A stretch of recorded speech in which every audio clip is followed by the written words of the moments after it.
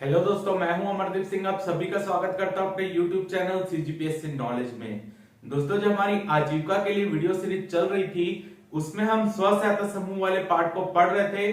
पिछली क्लास में हमने स्व सहायता समूह वाले पार्ट में साधारण सभा तक के पार्ट को कवर किया था। हमने पिछली क्लास में जो छत्तीसगढ़ सोसाइटी रजिस्ट्रीकरण अधिनियम होता है उसके तहत जो स्व सहायता समूह अपना पंजीयन कराते हैं उसके लिए क्या क्या नियम होते हैं वो वाला पार्ट देख रहे थे। हमने साधारण सभा वाले तक के पार्ट को देख लिया था।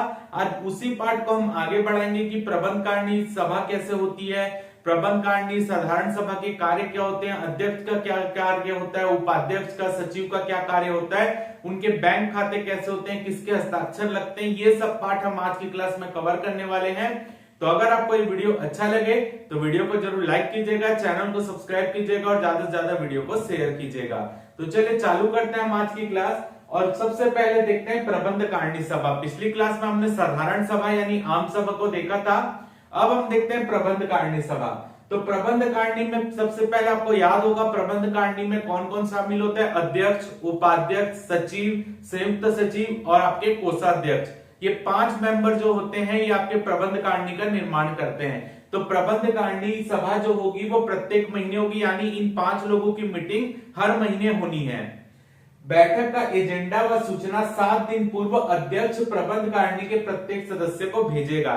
यानी एक महीने में जो हर महीने मीटिंग हो रही है तो उस मीटिंग का एजेंडा क्या होगा, साथ ही साथ उस मीटिंग कब होनी है, उसकी दिनांक क्या होगी, ये सब सूचना अध्यक्ष के द्वारा प्रबंध कारिणी के बाकी जितने सदस्य हैं सबको भेजी जाएगी मीटिंग से 7 दिन पहले। क्लियर है। तो बैठक का एजेंडा यानी बैठक में क्या चीज पर चर्चा करेंगे, ठीक है, और उसमें जो आपका बैठक कहां पे होना है ये सब की सूचना 7 दिन पूर्व अध्यक्ष प्रबंध कारिणी के प्रत्येक सदस्य को भेज देगा। इसकी सूचना इस समिति जो प्रबंध कारिणी की सभा होगी उसके लिए गणपूर्ति आधे सदस्यों की चाहिए। जैसे टोटल सदस्य है 5, आधा होता है 2.5, तो 2.5 ना होके 3, यानी आपको प्रबंध कारिणी सभा की बैठक करने के लिए मिनिमम 3 सदस्य वहां पर चाहिए, तभी गणपूर्ति होगी। कोरम पूर्ण ना होने पर बैठक 1 घंटे के लिए स्थगित की जाएगी, क्योंकि अध्यक्ष जो है वो अध्यक्षता करेगा। ठीक है, अगर उसको लगता है कि कोरम पूरा नहीं हुआ अध्यक्ष को गिन के, तो वो क्या करेगा, यानी अध्यक्ष और साथ में 2 सदस्य और नहीं होते तो वो बैठक को स्थगित करेगा।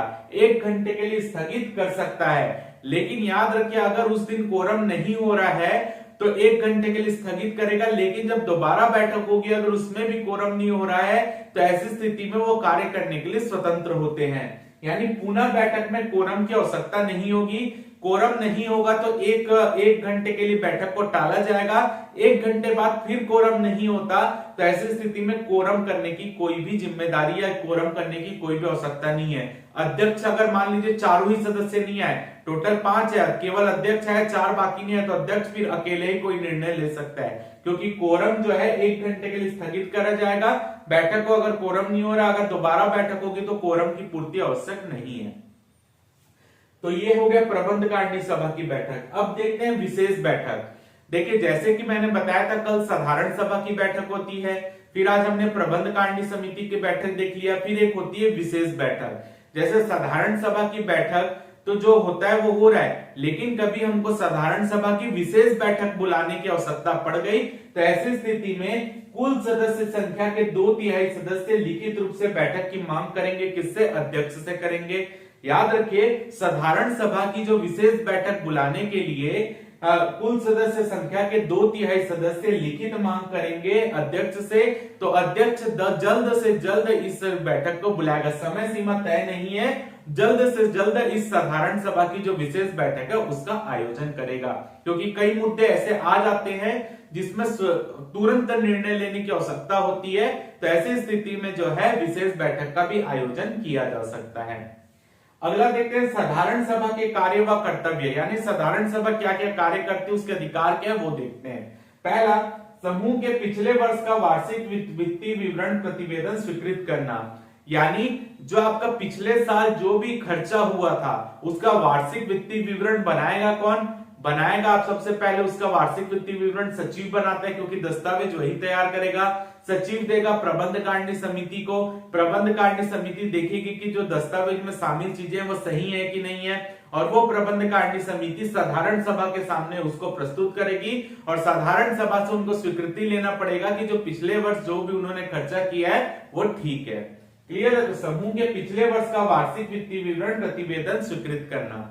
अगला है समूह की स्थायी संपत्ति की सुरक्षा करना। जो भी समूह अपनी कार्य करेगा उसके लिए कोई ना कोई संपत्ति तो सृजित करेगा जहां पर ये रहकर काम करते हैं, तो उसकी सुरक्षा करने की जिम्मेदारी साधारण सभा की यानी सभी सदस्यों की है। अगला पॉइंट, आगामी वर्ष के लिए लेखा परीक्षकों की नियुक्ति करना, क्योंकि जो भी यहाँ पर पंजीयन कराते हैं रजिस्ट्री अधिनियम के अंतर्गत उनका वार्षिक लेखा परीक्षण होता है और वो वार्षिक लेखा परीक्षण की रिपोर्ट को वो रजिस्ट्रार जो पंजीयन किया था इस समूह का उसके पास उसको जमा करना रहता है। तो यहाँ पर एक स्वतंत्र लेखा परीक्षक हर वर्ष ये समूह नियुक्त करेगा और उस लेखा परीक्षक क्या करेगा कि वो इनके सभी लेखाओं की जांच करेगा समूह के, और वो जो भी रिपोर्ट देगा उस रिपोर्ट को वो रजिस्ट्रार के पास जाकर जमा करेंगे। समूह के जो अध्यक्ष व सदस्य हैं वो जाकर रजिस्ट्रार के पास उस लेखा रिपोर्ट को जमा करेंगे। तो यहाँ पर लेखा परीक्षकों की नियुक्ति करने की जिम्मेदारी भी समूह की है और उस समूह के द्वारा जो लेखा परीक्षक नियुक्त किया जाएगा लेखा परीक्षक उसकी रिपोर्ट देगा समूह को और वो समूह जाके रजिस्ट्रार जो पंजीयन किया इस समूह को उसके पास जमा करेगा। अगला पॉइंट है बजट का अनुमोदन करना कि आने वाले वित्तीय वर्ष में क्या क्या आपका खर्चा है इस समूह का, कहाँ इनको काम करना है, ठीक है, वो क्षेत्र में सभी बजट का फाइनल करने की जिम्मेदारी भी साधारण सभा की है। अगला पॉइंट, अन्य विषय जो समय समय पर दिए जाए, अन्य विषय जो भी समय समय पर कुछ भी मुद्दे आते हैं उस पर भी चर्चा करने का काम साधारण सभा का है। अगला देखते हैं यहाँ पर प्रबंध कारिणी के कार्य। प्रबंध कारिणी समिति जैसे कि मैंने बताया अध्यक्ष, उपाध्यक्ष, सचिव, संयुक्त सचिव और कोषाध्यक्ष ये 5 मिला के प्रबंध कारिणी बनाते हैं और प्रबंध कारिणी के कार्य क्या है वो देख लेते हैं। पिछले वर्ष के आय व्यय के लेखा को साधारण सभा में प्रस्तुत करना। जैसे कि मैंने आपको बताया था कि जो पिछले वर्ष के आय व्यय का लेखा है उसको तैयार कौन करता है, सचिव तैयार करता है। सचिव प्रबंध कारिणी के समक्ष प्रस्तुत करता है क्योंकि सचिव प्रबंध कारिणी का भी मेंबर होता है और यही प्रबंध कारिणी उस लेखा जोखा को जो आय व्यय का है वो साधारण सभा में प्रस्तुत करती है। अगला पॉइंट, समूह के अंतर्गत कार्यरत सदस्यों में लाभ का वितरण करना, क्योंकि स्व सहायता समूह में जो सदस्य जुड़े हैं वो स्व सहायता समूह बनता ही क्यों है कि सभी सदस्य अपना कुछ हिस्सा यहाँ पर लगाएं और उस हिस्से से इन लोग आपस में एक व्यापार करेंगे। व्यापार करने के बाद जो भी लाभ होगा उसको आपस में बांट लेंगे, तो लाभ बांटने की जिम्मेदारी प्रबंध कारिणी की है। क्लियर है? अब हम देखते हैं कि अध्यक्ष का क्या अधिकार है, क्योंकि मैंने बताया प्रबंध कारिणी में अध्यक्ष होता है, उपाध्यक्ष होता है, आपके सचिव होते हैं, संयुक्त सचिव होते हैं, कोषाध्यक्ष होता है। तो सबसे पहले हम देखेंगे कि अध्यक्ष का क्या अधिकार है। अध्यक्ष का अधिकार है साधारण व प्रबंध कारिणी की बैठक की अध्यक्षता करना, यानी आपकी जो साधारण सभा की बैठक होती है, प्रबंध कारिणी सभा की बैठक होती है, उसकी अध्यक्षता करना इसका काम है। निर्णायक वोट देना, अगर कुछ भी मुद्दे ऐसे आ रहे हैं जिसमें लोगों की राय समान हो जा रही, चाहे साधारण सभा में हो या आपका प्रबंध कारिणी सभा में हो, अगर कई मुद्दे ऐसे आते हैं, आप संसद संविधान ये सब पढ़ते ही हैं, तो उसमें भी देखते हैं अध्यक्ष जो पीठासीन अधिकारी होता है नॉर्मल स्थिति में वोट नहीं देता, वो तब वोट देता है जब पक्ष और विपक्ष के वोट बराबर हो जाते हैं, तो वो निर्णायक वोट देता है। सेम यहाँ पर अध्यक्ष का भी वही काम होता है कि जो उस समय वो पीठासीन के रूप में कार्य करता है तो नॉर्मल स्थिति में वोट नहीं देगा, लेकिन जब वहां पर वोट बराबर हो जाते किसी मुद्दे पर राय जो है एक मत नहीं बन पाती, तो ऐसी स्थिति में वो निर्णायक वोट देता है। अगला पॉइंट, उपाध्यक्ष का अधिकार। अब उपाध्यक्ष का क्या अधिकार है, अध्यक्ष की अनुपस्थिति में अध्यक्षता करना। अगर अध्यक्ष उपस्थित नहीं है तो ऐसी स्थिति में जो समूह की बैठक होगी साधारण सभा की या प्रबंध कारिणी सभा की, उसकी अध्यक्षता करने का काम उपाध्यक्ष का है। अगला है सचिव के कार्य। सचिव के कार्य है समिति के सारे दस्तावेज तैयार करना, जो भी समिति के साधारण सभा या प्रबंध कारिणी सभा में जो भी कार्यवाही होती है उसको नोट करेगा ये कॉपी में, रजिस्टर में, और साथ ही साथ जो है समूह के आय व्यय के लेखा परीक्षण हेतु प्रतिवेदन तैयार करना। ये मैंने आपको पहले ही बताया कि लेखा से संबंधित जो भी रिपोर्ट होती है, मतलब उसका क्या खर्चा हुआ, वो सचिव तैयार करता है, सचिव प्रबंध कारिणी सभा को देता है, प्रबंध कारिणी सभा उसको साधारण सभा में रखती है। अगला देखते हैं संयुक्त सचिव के अधिकार। संयुक्त सचिव के अधिकार, तो संयुक्त सचिव के क्या अधिकार है, सचिव की अनुपस्थिति में उसका कार्य करना। अगर सचिव उपस्थित नहीं है तो संयुक्त सचिव उसके कार्य करेगा। जैसे अध्यक्ष नहीं है तो उपाध्यक्ष उसके कार्य कर रहा है, वैसे ही सचिव नहीं है तो संयुक्त सचिव उसका कार्य करेगा। अगला है कोषाध्यक्ष का कार्य। कोषाध्यक्ष का क्या कार्य है? समूह की धनराशि का पूर्ण हिसाब रखना। समूह का जो भी पैसा आ रहा है या जा रहा है उसका पूर्ण हिसाब रखने की जिम्मेदारी कोषाध्यक्ष की है। अगला देखते हैं बैंक खाता। बैंक खाता जो समूह जब भी बनता है स्व सहायता समूह, उसका बैंक खाता अपने निकटवर्ती बैंक में खुलेगा या डाकघर में भी खोल सकते हैं। बैंक खाता लिखा है इसका मतलब ये नहीं कि आपको बैंक में ही खाता खोलना है। आपके निकट में पोस्ट ऑफिस में आप खोलना चाहते हैं तो पोस्ट ऑफिस में खोल सकते हैं, कोई बैंक में खोलना चाहते हैं तो बैंक में खोला जा सकता है। अब यहाँ पे इंपॉर्टेंट है धन की निकासी कैसे होगी, यानी आपको समूह का जो अगर बैंक खाते से पैसा निकालना होगा तो किसका किसका साइन लगेगा। जैसे मैंने आपको पहले भी पढ़ाया था, जब सदस्यों की संख्या 20 से कम होती है तो किन्हीं दो का साइन लगता है। वो दो कौन कौन हो सकते हैं? अध्यक्ष सचिव हो सकते हैं, अध्यक्ष और कोषाध्यक्ष हो सकते हैं, सचिव या कोषाध्यक्ष हो सकते हैं, यानी किन्हीं दो का साइन लगना जरूरी है। लेकिन अगर सदस्यों की संख्या 20 से ज्यादा है तो आपको सोसाइटी रजिस्ट्री पंजीकरण अधिनियम के अंतर्गत आना पड़ेगा और यहां पर किसका साइन लगेगा? अध्यक्ष या सचिव में से किसी एक का प्लस कोषाध्यक्ष का, यानी कोषाध्यक्ष का साइन कंपलसरी है। कोषाध्यक्ष का साइन कंपलसरी है, अध्यक्ष या सचिव में से किसी एक का साइन लग सकता है, यानी कोषाध्यक्ष या अध्यक्ष के साइन से पैसा निकलेगा या कोषाध्यक्ष या सचिव के साइन से पैसा निकलेगा। क्लियर है? फिर से बोल रहा हूं, जब सदस्यों की संख्या 20 से कम रहती है तो आपको स्व सहायता समूह सोसाइटी पंजीकरण से तो नहीं चलता, तो ऐसी स्थिति में उनको किसका किसका साइन लगता है? अध्यक्ष या कोषाध्यक्ष का, अध्यक्ष या सचिव का, या अध्यक्ष और आपके सचिव या कोषाध्यक्ष का, यानी किन्हीं का भी दो का साइन लगता है। लेकिन यहां पर कोषाध्यक्ष कंपलसरी है साइन में, अध्यक्ष या सचिव में से किसी एक का लगेगा। क्लियर है? तो टोटल दो लोग का यहां भी लग रहा है जिसमें कोषाध्यक्ष फिक्स है, लेकिन अध्यक्ष सचिव में से किसी एक का भी साइन से वो निकल सकता है। अगला देखते हैं समूह का विघटन। अगर हमको स्व सहायता समूह को खत्म करना है तब कैसे कर सकते हैं?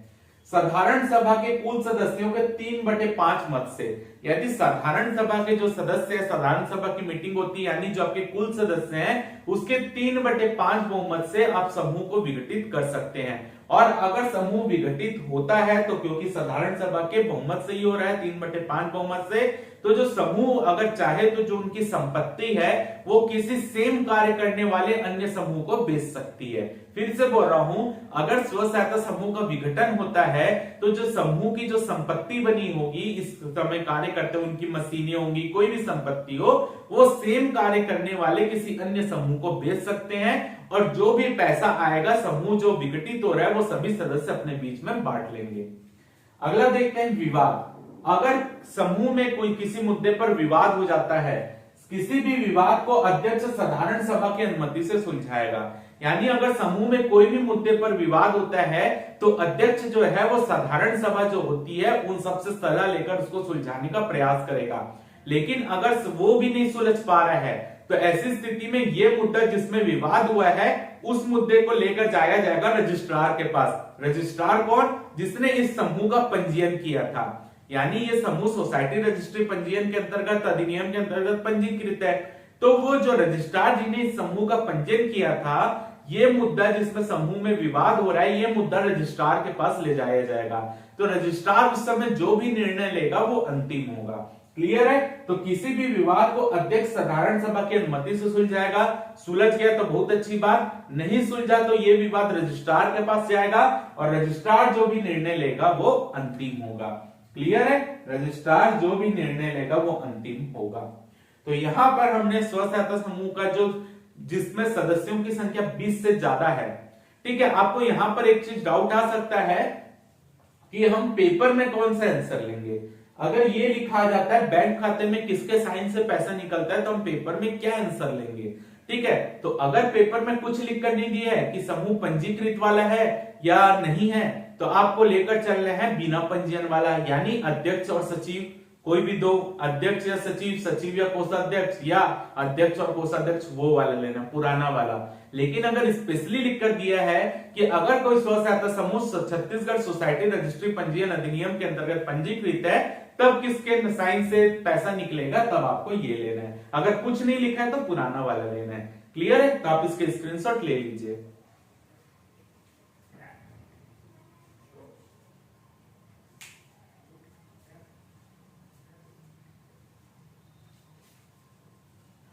तो उम्मीद करता हूं कि आपको आज की क्लास अच्छी लगी होगी। अगर आपको वीडियो अच्छा लगा हो तो वीडियो को जरूर लाइक कीजिए, चैनल को सब्सक्राइब कीजिए, ज्यादा से ज्यादा वीडियो को शेयर कीजिए। फिलहाल के इस वीडियो में सिर्फ इतना ही।